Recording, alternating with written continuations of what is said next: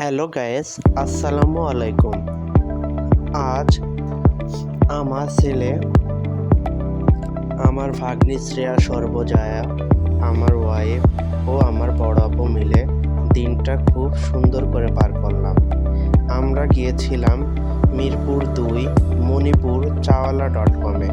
সেখানে যেয়ে আমরা অনেক কিছু খেলাম এবং ঘুরলাম।